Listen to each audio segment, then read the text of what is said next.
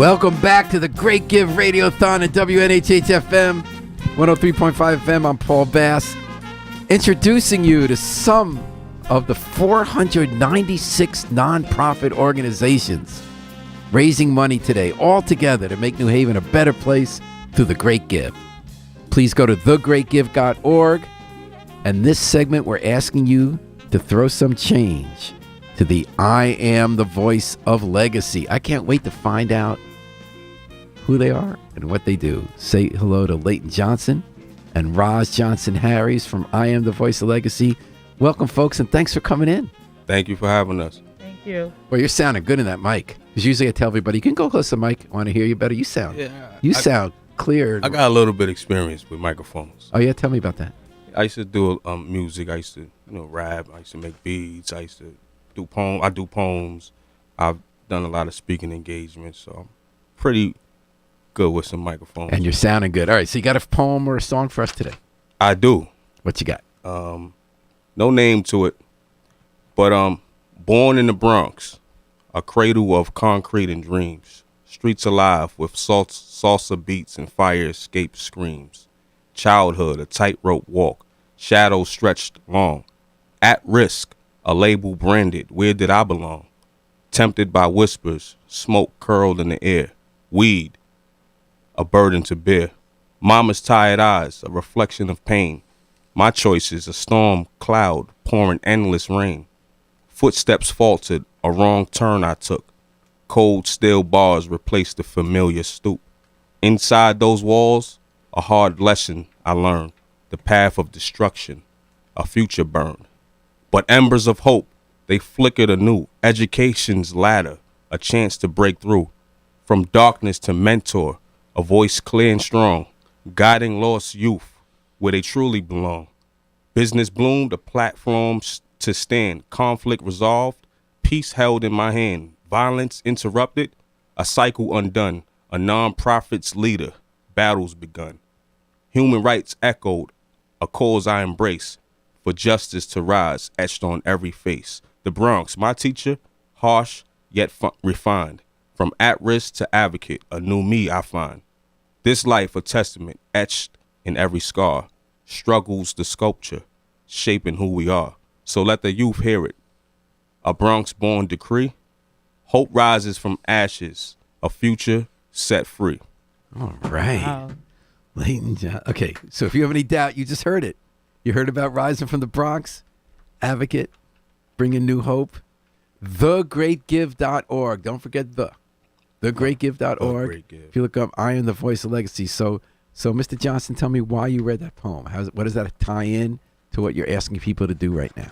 I think struggle is universal. I grew up in the Bronx, but Yeah, what part of Bronx, by the way? South Bronx. All right, so that's really the Bronx. That's the Bronx. So, but I think it's universal. So it's not just unique to the Bronx. I moved to Connecticut, New Haven, when I was 19 years old, but I still was like caught up in the wrong type of mindset. So took me a long time. Took me bumping my head and getting, caught up in order to realize who I really am and what my purpose is. So that's my story, but that story is universal. I really enjoyed hearing that poem. Thank So you. what is I Am the Voice of Legacy?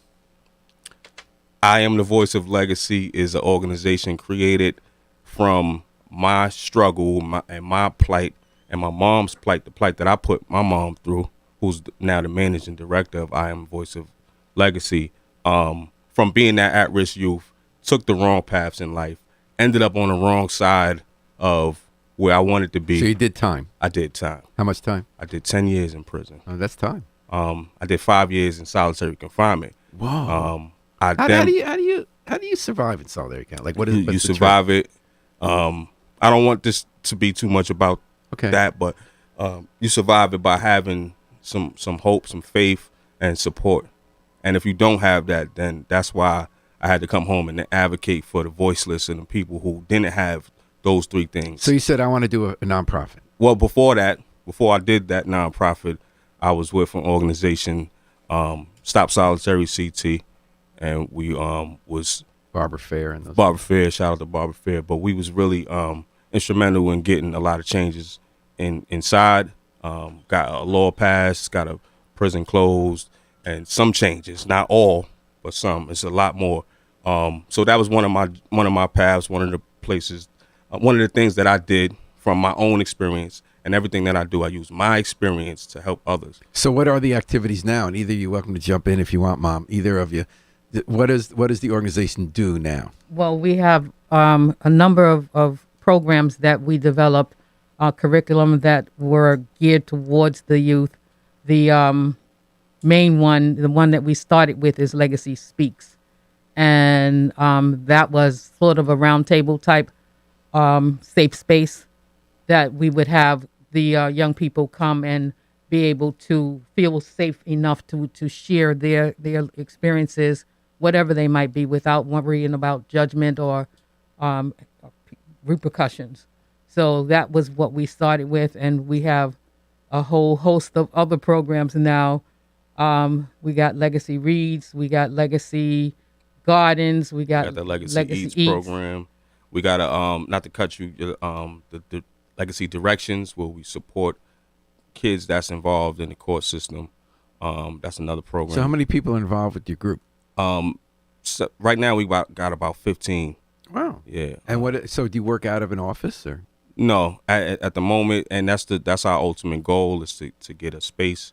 When I was in the leadership program, shout out to the Community Foundation. That was one of my main goals, is to open up a center. So you got some advice on starting a nonprofit. And when did you start? We started officially. Well, it's hard to say that because we started this work way back, but the actual official nonprofit 501c3 status was what like November, December. Oh, but you've been doing work for years. We've been doing. And work Mom, you've been involved years. with them. Yes. And what's it like to work with your son when you had those hard years and now you're on the other side trying to help other people? It's rewarding, and it can be trying, because in taking leadership from your son is new and different for me, because I've always been, like Charles in charge. So do you have a board meeting where you say, well, I want you to switch that to this account, and you say, but first you got to do the laundry, but you don't have to do my laundry anymore? Yeah, something like that. Yeah. So it's rewarding. It's very rewarding. I'm loving the direction that we're going in, and I'm hopeful that eventually we won't be in a satellite space, but we will have a steady space that we can use on a regular basis. We do satellite. We go from different locations, and it's been working. But we want some stability. So today you want to raise money, partly pay some rent. Yeah, is that accurate? That's what we want to do. Actually, the reason why we need funds to run more programs, to fund the programs. One of the programs that we did, the Legacy Reads program, we provided, in partnership with another organization, we provided gift cards and things of that nature. We want to do more of that. We want to do more gift bags, and we also provided some Ubers with, like I said, with the partnership of another organization. We want to be able to do that as an organization, and we're not just pulling money that would go to rent now is going towards this. But I do things out of my heart, and that's why my team, we do things out of our heart, and our pockets has to be able to match what we're doing out of our heart. So let's just tell people this is the moment they can do it. Yeah. They can go to thegreatgive.org. That's it. Don't forget thegreatgive.org. You go to I Am the Legacy. I am the voice of legacy. I'm sorry. I am the voice of legacy. I am the voice of legacy. You type that into the search. Yep. Let's help them raise some money so you can raise some people's future. Yeah. Any neighborhood you based out of? Westville and the Hill. All right. So. Well, you're doing God's work. Yeah. All right. Well, thank you. You want to do a last elevator pitch? Well, we always give people time. Yeah. It's 15 seconds. You got, or 20. Tell us why you want them to give you some money. If you want to give back to the community and help the youth, a lot of people say that they want to help the youth, but then they don't know how. So this is how you can help the youth by given to organizations that are geared towards helping the youth and helping the community, because it makes the community better. All right. Well, thank you for making the community better. I am the voice of legacy.org. I am the voice of legacy.org. You can also With Leighton follow Johnson and Ross Johnson Harris. You can follow us where? on social media. IAMTVOLCO on Facebook, and .org on Facebook, and on Instagram it's just IAMTVOLCO. Good job, folks. I love to see the two generations. Thanks for coming in. Thank you so much. We're going to bring in our next guests who are from All Access Training Development while we listen to Pack to Rashad East with Hip Hop Forestry. Thank you so much, folks. Good luck with Great Give. Thank you. Thank you. And I'm going to pop my head, but we're not going to turn out. Just invite the next folks in.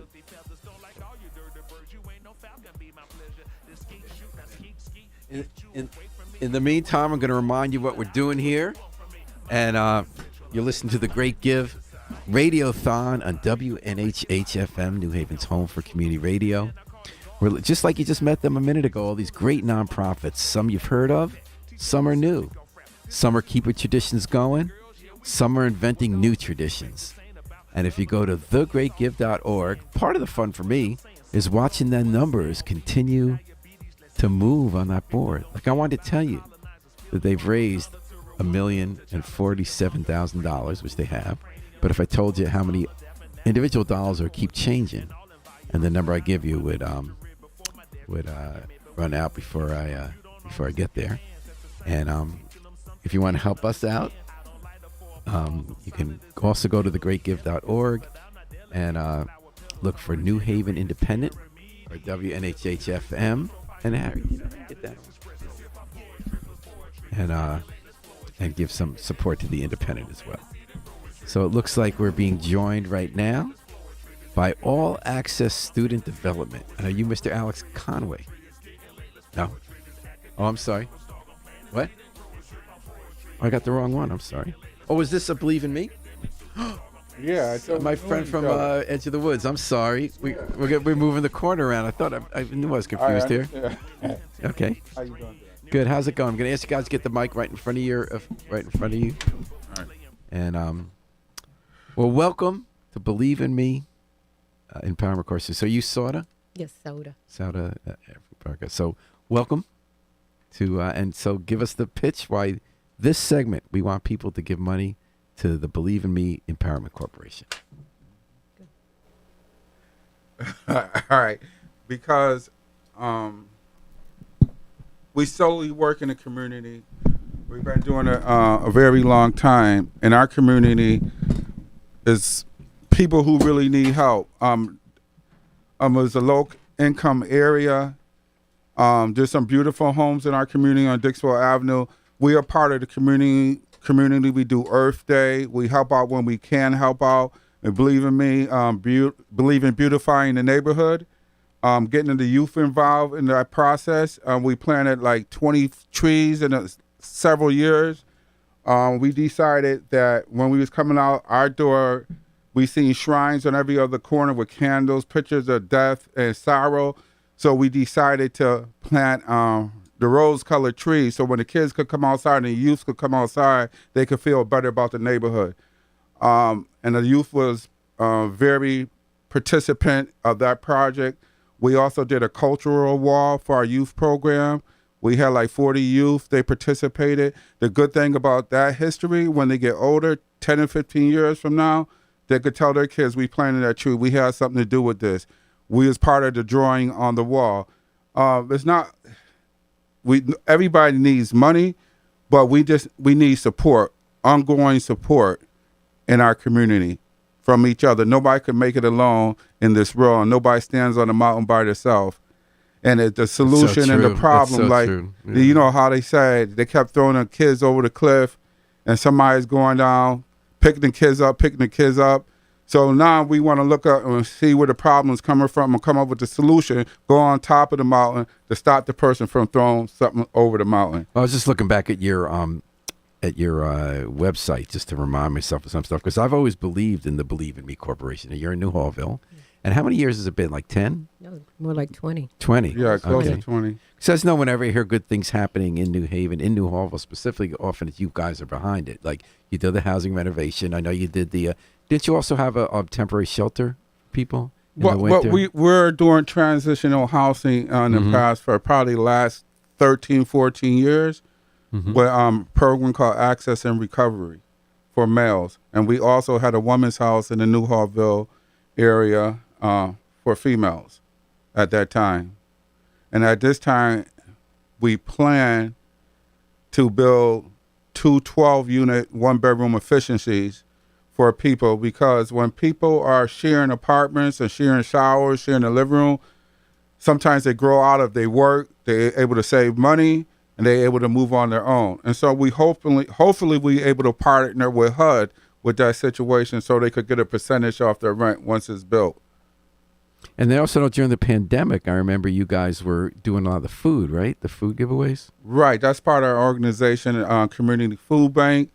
We partner with the local churches in our community, so we didn't do it alone. We did it with Varick Church, St. Matthew's, Mount Airy on the corner of Shelton Avenue. So we partnered with various churches. Yeah, we did food drives when people came by and drive through. I felt like during the pandemic when we found out who was really in the community. You know what I mean? Who was coming out of their house and making sure that the emergency needs were met. Right, yes. And we never closed our facility at all during COVID. We were able to maintain housing and programming for our community during that time. So have you Okay. been involved all 20 years? Not all 20 years, probably like about 15. 15, 16. Yeah. And what have you learned along the way about, like, I remember times I've run into you and you had to, like, deal with all the paperwork at City Hall when you want to get the lots that are going to no use you want to do. What have you learned about how to be in there in the long run to make a difference in a community? It's a process. You just don't focus on the issue all the time, but you know what the issue is. It's like the old saying, if you got a big iceberg in front of you, you just got to keep chipping it away. Eventually, it's going to be moved.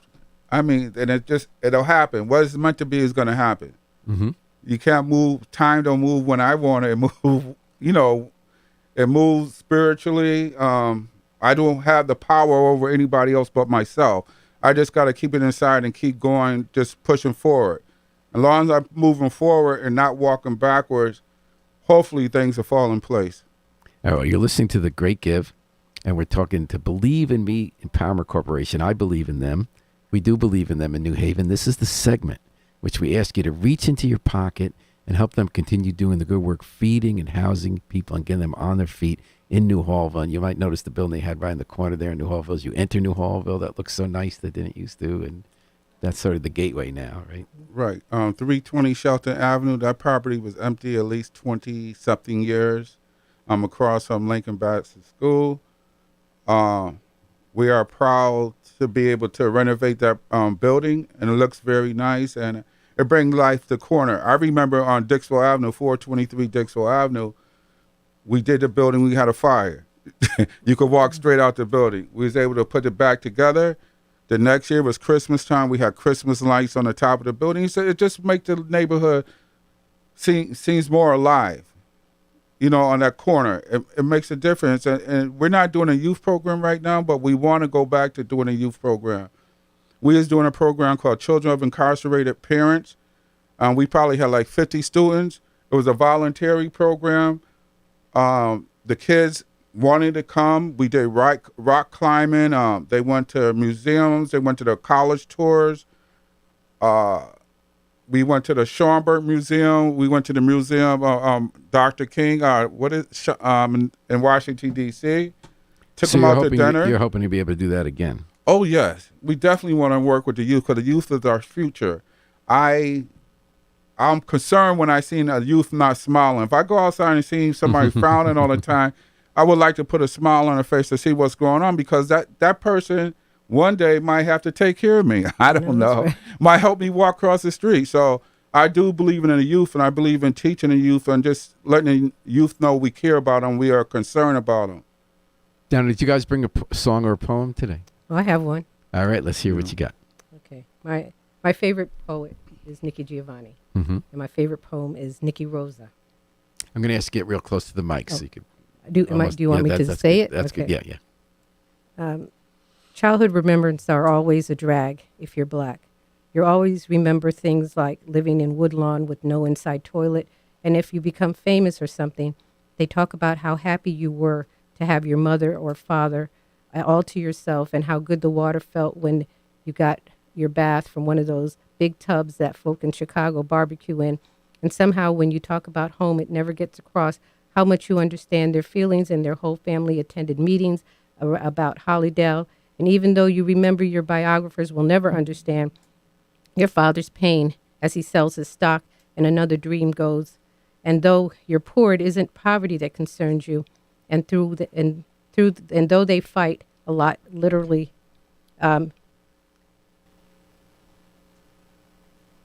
it isn't your father's drinking that makes any difference, but only that everybody is together, and you and your sister have a happy birthdays and very good Christmases. And I really hope no white person ever has cause to write about me, because they will never understand black love is black wealth, and they will probably talk about my hard childhood and never understand that all the while I was quite happy. That's powerful. Wow. Yes. No one really stops you. Why'd you choose that one? I've always liked, well, she's my favorite poet, and that is my favorite poem of all the poems that she's written over the many decades. That one just always resonated with me. The connection. You tied it all into the work that you do. Yes. I mean, how would you? Oh, how would I? Well, because this is our community, and we understand who our community members are, our neighbors. And what we want to do is to make sure that what it is that they bring to the table is always shared among the community members and with the neighborhood at large, or Greater New Haven at large. So this poem says that to me, that other people never know what our struggle is. We know our struggle, and so we're willing to fight to ensure that the people in our community have less of a struggle than they would normally have without a program like Believe in Me. Believe in me. If you believe as I do in Believe in Me, please go to thegreatgive.org. Don't forget thegreatgive.org. Just type in Believe in Me, empowerment, and you'll be able to help them keep up the great work. Can you folks think of a day when you said to yourself, this is why I do the work. Here's why it matters. Here's why it makes a difference. Every day. For me, it's every day. For me, sometimes when you don't expect somebody to come back to the agency and say, I got married, Believe in Me has helped me grow. I have a job. I'm with my kid now. I have a car. I started my own financial company. All those stories are great. I'll see somebody 3 years later, Mr. Walker, you remember me? Now I'm working on the highway. I got a job making $26 an hour or whatever. So when I hear stories like that, it kind of says we did do something for somebody to remember. So it's not just about me or our staff. It's about seeing people be successful in whatever they're doing. And before we go out, do you want to give the elevator pitch? You're in the elevator. They're going up only 3 floors. Someone says, I'm about to give money to the Great Give. Should I give to Believe in Me? And you'll say, why should they give to Believe in Me? Elevator pitch, I probably said, it would be nice if you give to Believe in Me. But remember, once you give to Believe in Me, it's given to the whole community. Because we're going to share whatever we get to the community, not just Believe in Me. We represent the community. Well, it was such a joy to have Mr. Walker and Ms. Baraka in here telling us about the great work of Believe in Me. And we're asking people at this hour in the Great Give Radiothon to dig deep and help them keep up the great work. Believe in Me, Empower Person. Thanks for stopping by, folks. Thank you for having me. Good luck. Thanks for the poem. That was a powerful poem. I do love her stuff. I never heard that one. And we're going to take a little break here. Doreen Sharenke is going to take over the controls, and we're going to have more guests here on the Great Give Radiothon. on WNHH FM. For oxygen, a tree hugging out again. But trees my family, you see, I lost a lot of friends. Humans are greedy, mistaking it for hungry. Like a racist really hates me for diversity, they want me. See you, little devil, look around me with filthy feathers. Don't like all you dirty birds, you ain't no falcon, be my pleasure. The skeet shoot.